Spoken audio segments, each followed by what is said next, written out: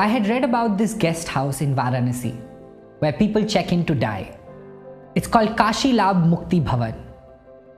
Hi everybody, my name is Deepak Ramola and I love people and have been asking them for a long time what is their life lesson. This series is all about passing on those learnings and sharing that wisdom with you.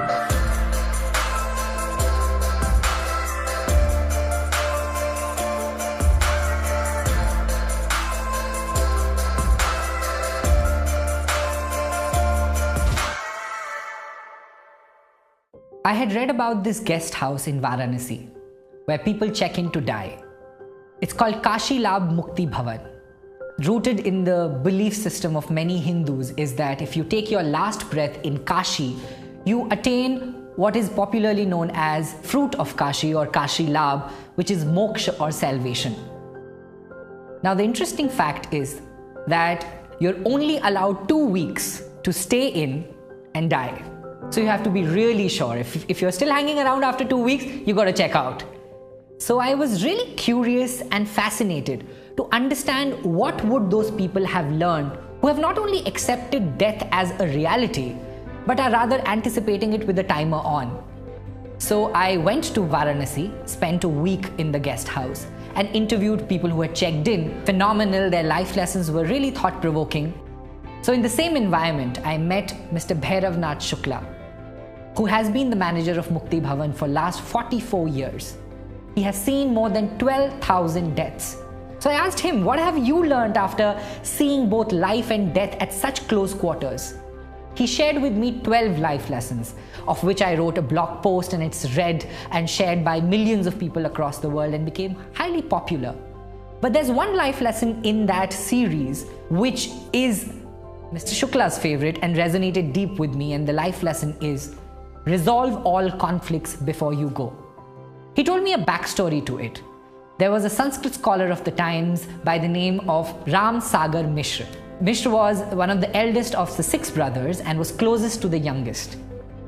One argument years ago led to this bitter communication between the brothers and led to a wall eventually partitioning the house. In his final years, Mishra checked into the guest house with his little pan case and told Shukla to reserve room number 3 for him because he was sure he's going to pass away on day 16th after his arrival. On day 14th, he said, I want my estranged brother of 40 years to come and see me. This bitterness heavies my heart. I want to resolve every conflict before I go.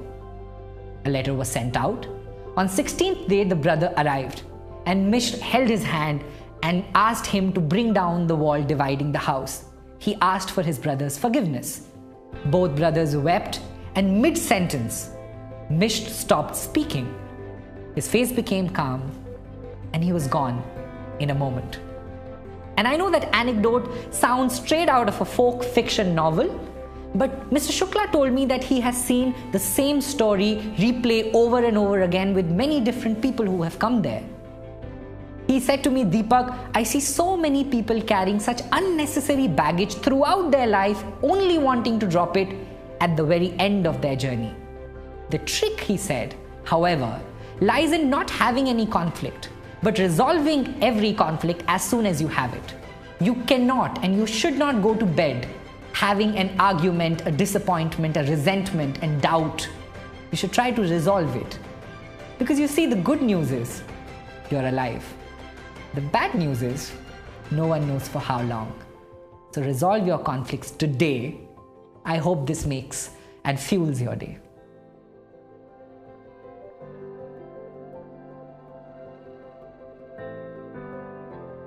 Hi there.